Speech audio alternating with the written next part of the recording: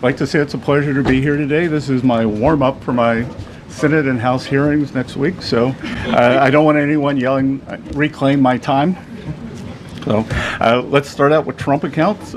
Trump accounts, I believe, are the most important benefit for young people since the GI Bill. Today, the app is now available on all major platforms, bringing the president's vision directly to American homes. Nearly 6 million American children have been signed up for Trump accounts, which will launch on July 4th. And I would encourage all of you to go to trumpaccount.gov to sign up. We had a historic tax filing season. We passed the largest tax cuts in American history. The average refund this filing season is nearly $3,300, an 11% increase from last year. And importantly, very importantly, 62 million returns, 44% claimed at least one of the president's signature tax cuts. No tax on tips, no tax on overtime.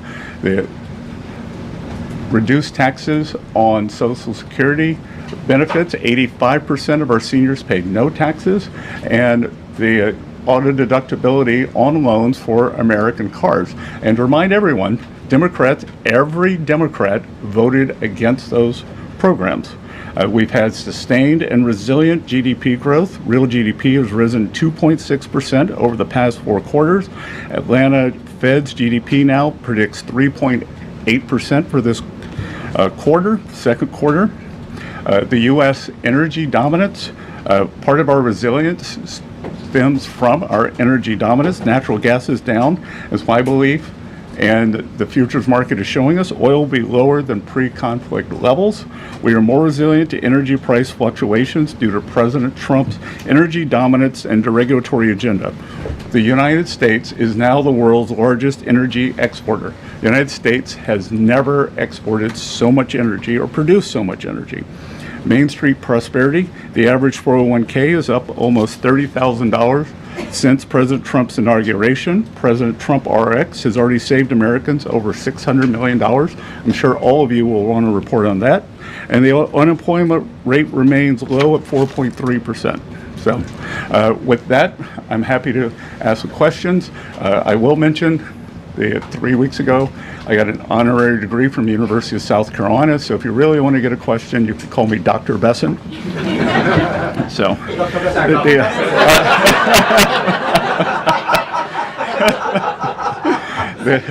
want to start with these Trump accounts. You know, there's a lot of people, a lot of working class Americans that maybe don't have the financial expertise when it comes to stock markets and investing in general. In what ways are you guys simplifying this for all those Americans so that it's not just for one class of people, but all Americans can have it? Well, that's a great question, because 38% of Americans have no exposure to equities. They don't share in the great innovation, the machine that is the American economy, our great capital markets, which drives our prosperity. So if your child is born during President Trump's administration, Treasury puts in $1,000 as a seed investment. We've also created 6 learning pods, so you can go online to the app that went up today and learn. And I think that this is going to be, I've been a big proponent of financial literacy, and I think this is going to be one of the greatest real-time financial literacy educations in history, because it won't be, there's a street in New York called Wall Street. This is what I don't really understand what happens there. American family is going to be able to look on their phone every day and see, and I think it's going to drive people to try to understand what they've got here. I think we're going to create a generation of shareholders. Ed? Thank you, Mr. Secretary. I guess first, well, we're starting to see the disruption of the oil supply through the Strait of Hormuz affect economic data. First, is there a deal on the table for a 60-day ceasefire to continue that? And then second, how fast could inflation then recede or retreat, or is inflation sticky? Because the PCE was at a 3-year high. Well, first of all, PCE today, month over month, was 0.2, which was, we're looking at decimal points, but the estimate was 0.3. So 1 month doesn't a trend make. And what we've seen is actually oil prices are down about 10% in May. There are almost 2,000 ships waiting to come out of the Gulf. And I think the oil market is going to be very well supplied on the other side of this, and that we could see prices come down very quickly. We saw the UAE leave OPEC. So I would expect on the other side of this that gasoline prices will follow. Is there an agreement on the table? Sorry? Is there an agreement with Iran on the table? The teams have been going back and forth, and President Trump has made it very clear, he talked about it at the cabinet meeting, that he has several red lines. And Iran has to turn over their highly enriched uranium. They cannot pursue a nuclear weapon. And the Strait of Hormuz, back to your question on energy, has to free transit. Navigation of the seas has to be free and open as it was before. So he's not going to take a bad deal. He's going to make a great deal for the American people. So, Peter. Thank you, Dr. Bessent. Yep. How long until we see your signature next to President Trump's face on a $250 bill? Well, again, as Treasury Secretary, I have two mandates for U.S. currency. At present, no living person can be on U.S. currency, and the currency must say, "In God we trust." So right now there is proposed legislation in front of the House, in front of the Senate, to change the first requirement so that a living person, Donald J. Trump, could be on a $250 bill. So it's all in the hands of the, it's all up on Capitol Hill. So at Treasury, we prepare things in advance. So we have prepared in advance that if the legislation is passed, but we will stick to the law. And something that came up yesterday also at the cabinet meeting, President Trump said, Oman will behave just like everybody else, or we will have to blow them up. Are you guys back there in the West Wing making plans for a new war with Oman? Again, I think the president wanted to punctuate freedom of navigation in the strait. I had a call with the Omani ambassador this morning, and he assured me that there were no plans for tolling the strait.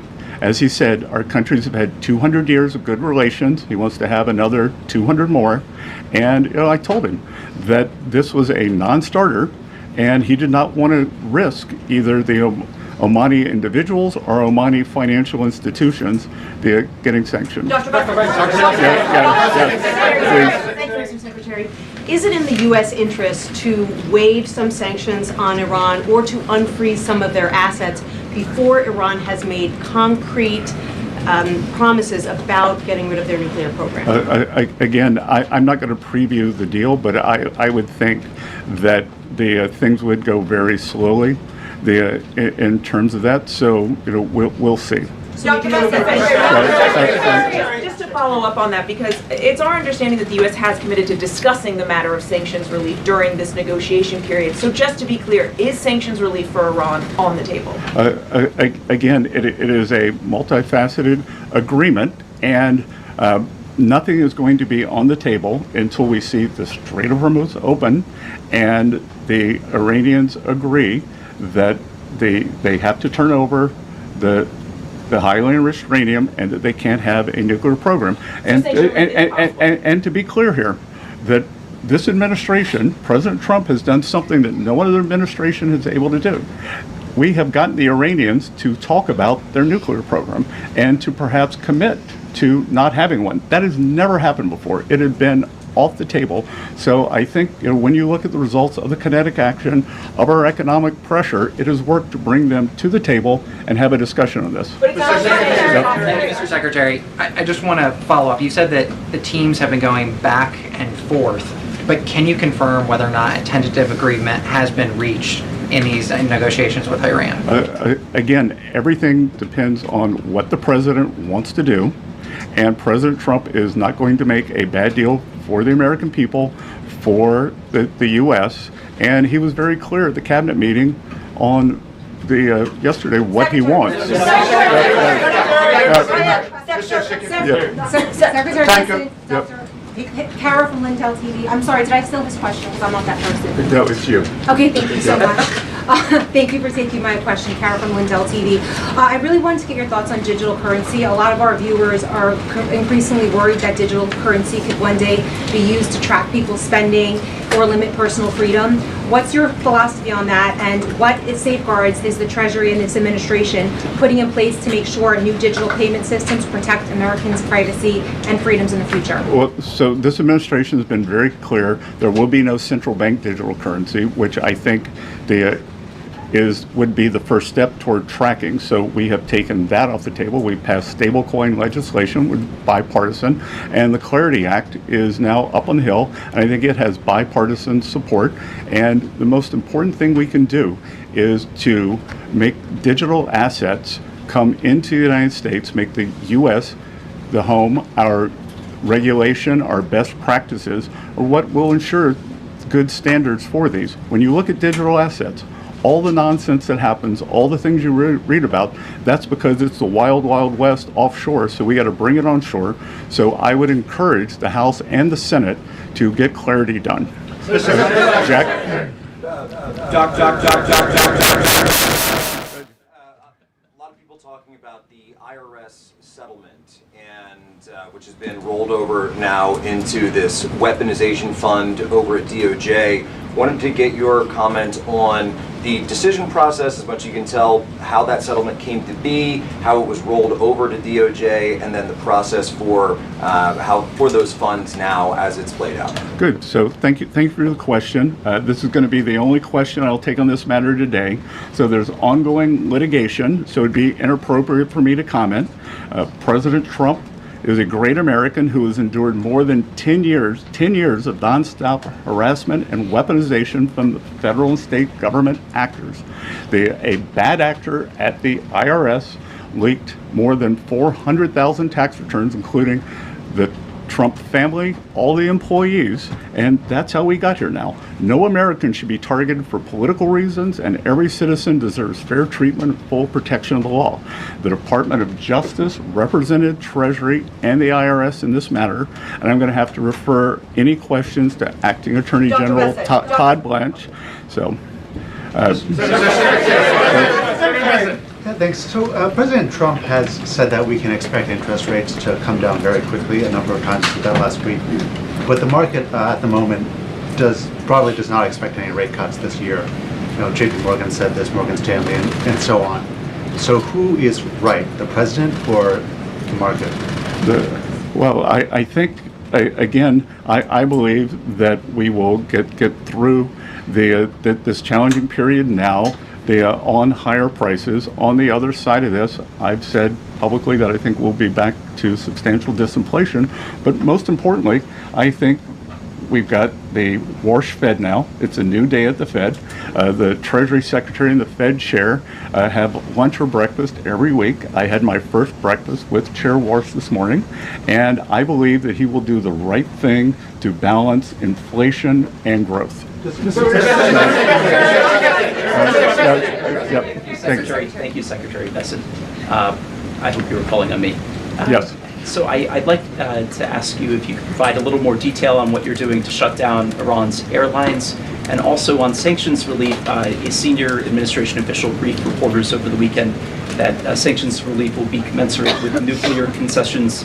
But at some point, if the enriched uranium is given up, should we expect pallets of cash to be flown to Iran? Could you describe how that looks? Well, a couple of things. On the airlines, one thing that we're not going to do is restrict movement for religious reasons. So Iranians who want to make the pilgrimage to Mecca or Medina will be allowed. We will also allow valid humanitarian reasons. But the other thing we can do is that when these airlines fly, they have to be refueled. They sell tickets. They pay landing fees. Anyone who accepts those, we will sanction. So they should be very clear that the state-owned Iranian airlines, they are outlaws and cannot do this. Secretary Since you're the White House briefer today, I know you've been asked this already, but I'm wondering if you can just confirm on the record that there is a tentative deal that has been agreed for a 60-day extension of the ceasefire and then a continuation of nuclear talks. Again, it's always a mistake to get out ahead of the president, so it is all going to be the president's decision.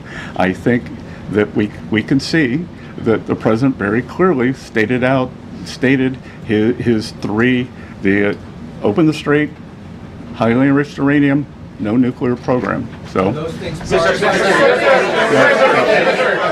are those things part of the temporary deal right now, sir? Are those three aspects that you just outlined part of the temporary deal that has been agreed? that if there can be no deal without those, why would there be a deal without those? Mr. Secretary, thanks so much for taking the time.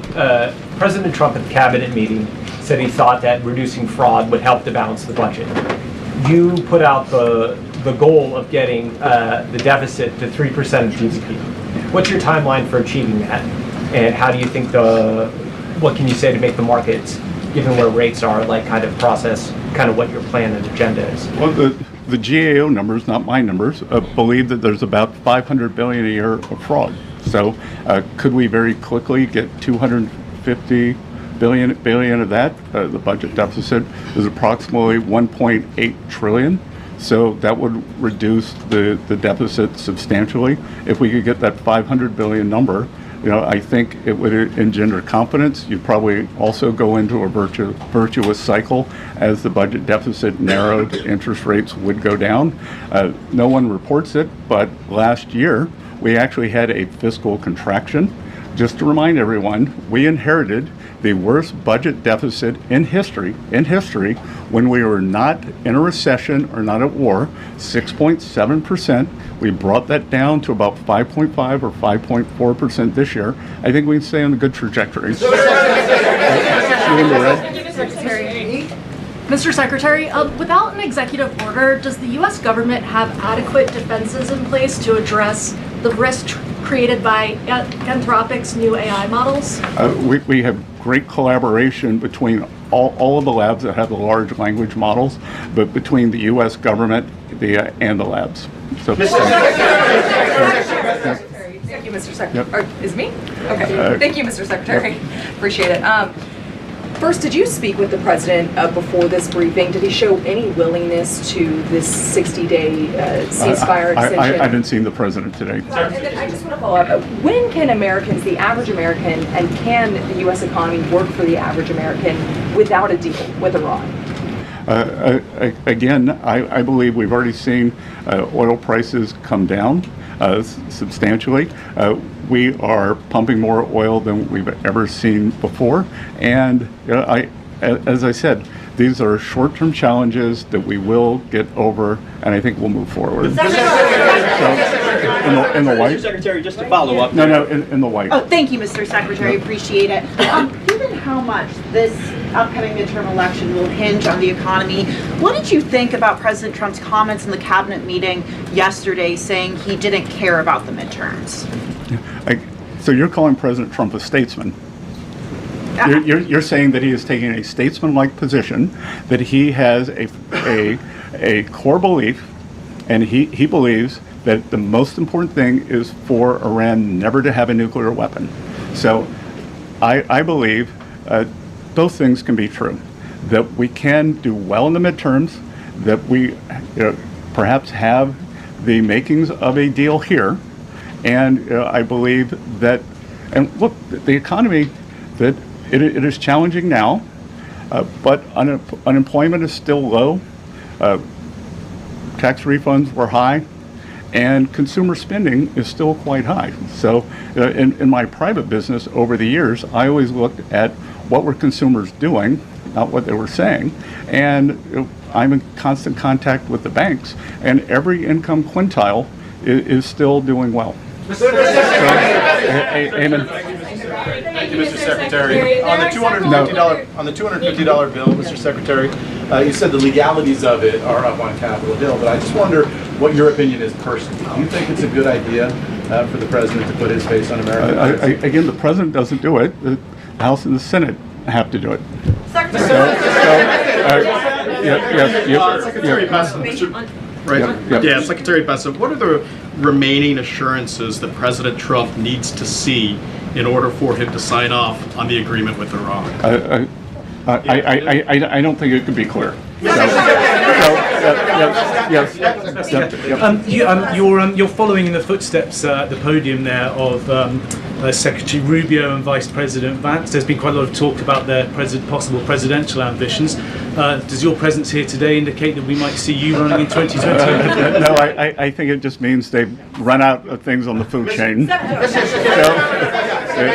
There's been some back and forth over the last several days, and also with the U.S. attacking Iranian drones yesterday. This morning, CENTCOM put out a statement that Iran had launched its ballistic missile towards Kuwait, calling it an egregious ceasefire violation. How can the administration still argue that a ceasefire is in effect? With the Iranian government, we did not have regime change, but we changed the regime.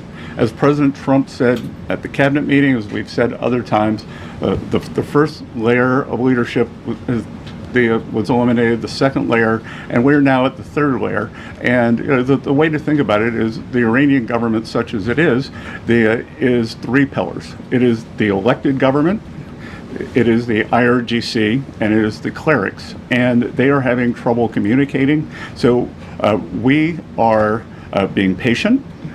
We do not have unlimited patience. President Trump always prefers a peace deal. So everything we have done thus far has been defensive. And at present, that is what we will continue doing. But if President Trump doesn't think he can get a peace deal, then kinetic is back. Thank you, Mr. Secretary. Are you hopeful that the oil prices will go down once this conflict is over, given the fact that the Strait of Hormuz remain closed, and by the time this oil gets to the major markets, it could be 2 or 3 months? Again, we see that the market, I believe, is very well supplied right now. The market seems to be going into balance for itself. So I think that as the strait opens up, we're going to see this burst of ships come out. So we may actually see how quickly can it be refined, how quickly can it get to its destination. Thank you so much, Alina Shirazi from the Daily Mail. You wrote resilience on your cabinet note meetings. Several times the photographer zoomed into it. Are you trying to keep the president calm? Are you trying to keep yourself calm? Why did you write all those notes? So people could look over my shoulder, photograph them, and think they got a scoop. So, Is the United States considering a reconstruction program for Iran if a deal is signed?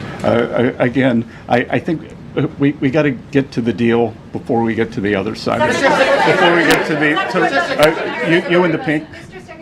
In the red? No, in the pink. In the pink, thank you. Cristina Londoño with Telemundo Network. Mr. Secretary, how effective do you believe the current Treasury restrictions have been in pressuring the Cuban government?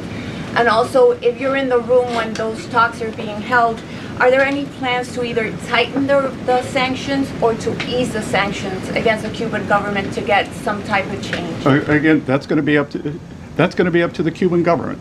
That they can go up, they can go down.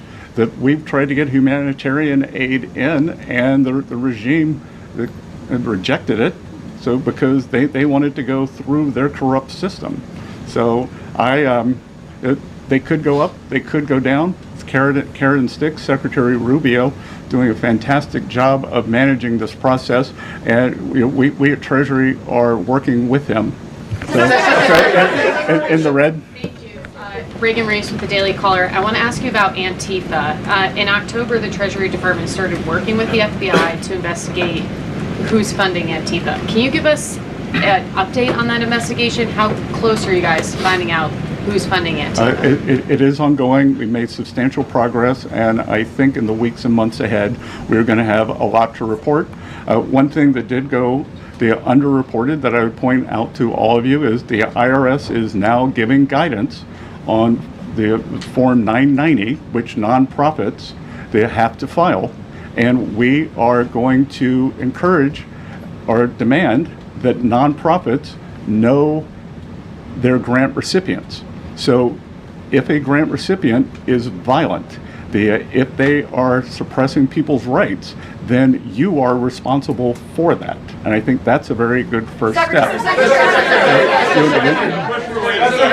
Yep. Yep. There's new government data that shows that Americans are now saving a smaller share of their incomes than at any time over the past 4 years. Are you seeing signs that American households are dipping into their savings to pay for the higher costs of things like gas and groceries? And does data like that concern you right now? Well, so a lower academic literature would tell you a lower savings rate can mean one of two things: the doomer view that you took, or that people have more confidence, or it could be something else, because for instance, stock market gains or 401k gains might not show up in savings, so they're looking at that, think that they can draw down their household savings. You're obviously concerned about the risks posed by advanced AI models like Mythos to critical infrastructure. The financial sector is concerned as well. What types of changes are being considered to the AI executive order so it can pass? And do you believe that an AI executive order needs to include the pre-public access for government? Again, we're working very closely with the large language labs. They've been excellent partners, and we are going to get a solution that solves for the maximum calculus. What we want to do, the U.S. is the AI leader in the world. We're an AI superpower. China is second. They are trailing substantially. We want to make sure that we keep that lead. So we are working on the exact calculus between innovation and safety, and we want to optimize for that. So you in the glasses? Yeah. Thank you, Mr. Secretary. Yeah, in the glasses. Thank you very much. No, you don't have glasses on. You in the glasses. Thank you for taking my question. There was a report this morning that Justice Alito's son is working in your department. Can you confirm that that's the case? And if so, do you believe that that means that he should be, that the justice should recuse himself from cases that involve your department? I am sure that Mr. Alito follows all legal and ethical guidelines, and I can assure you that at Treasury we follow all the legal and ethical guidelines. Thank you, Mr. Secretary. I have two questions for you, but just to follow what you said about the Well, you didn't call me doctor, so I only get one. I'll shoot for two. You said that it's up to Congress if the president's face is on a $250 bill, but it is actually the Washington Post that's reporting two political appointees from the Treasury Department who have asked agencies to be ready to do that. Do you think politically it's a good idea to put his face on a $250 bill when people are struggling to afford gas and groceries? I don't really understand this Washington Post article. That who hears from the Post? Yep. Terribly written, terribly edited, because basically what it says is that Treasury is following the law, and that we've created the bill, and that it's up to Congress, but that we follow the bill and it's up to. I didn't really understand what the story was. So, but anyway. Appointees aren't involved in that, two of your political appointees? Yeah, of course, but we prepare for everything if it gets passed. Just like we were ready 6 months in advance for the one big beautiful bill for tax guidance. So we have to prepare in advance. You can't draw something up the day before. Politically, do you think it's a good idea though when people are struggling to afford gas and groceries? Look, I think it has. I think that it's bifurcated. That do you think we should have a 250th anniversary, the celebration?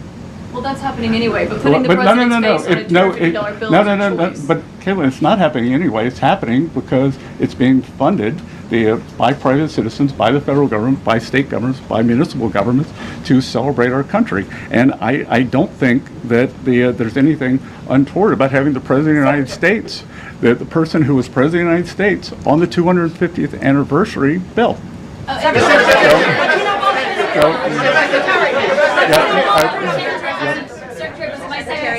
On Russia, on Russia sanctions. What you just commented on there, Mr. Secretary, about the $1.8 billion fund. Is it accurate that the General Counsel of the Treasury Department resigned over that? I will not be taking any other questions. I will not be taking any other questions. But you know, Wall Street over here. So, given the scale of the assault from Russia on Kyiv in recent days, and the fact that diplomacy seems to have settled down, there is no diplomatic talks happening right now between Russia, Ukraine, or the U.S. What about sanctions? Is the U.S. considering sanctions on Russia at this time? Well, the U.S., this administration has put the hardest sanctions on Russia of any country. So let's review how the sanctions regime has gone since the Russian action on Ukraine. Biden administration put on what I would call mild sanctions because they were worried about gasoline prices going up into an election. It would be an unstatesmanlike sanctions. Probably the worst national security advisor in the history of the country, Jake Sullivan, in an act of bravery on his way out the door in January, they raised the sanction level on behalf of the Trump administration. We let those in situ when we took office. They fast forward to October, and President Trump instructed me to sanction the two largest Russian oil companies, Lukoil and Rosneft, which we did. No other government has done that. So no one has done more sanctions than the Trump administration on Russian oil.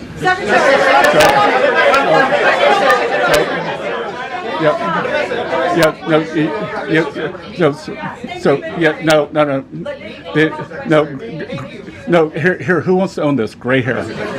No, gray hair. No, you don't have gray hair. Well, maybe you do. Thank you, Mr. Secretary. When you had breakfast this morning with Fed Chair, did you request that the Fed lower interest rates? I had breakfast with Chair Powell 41 times, and I never did that.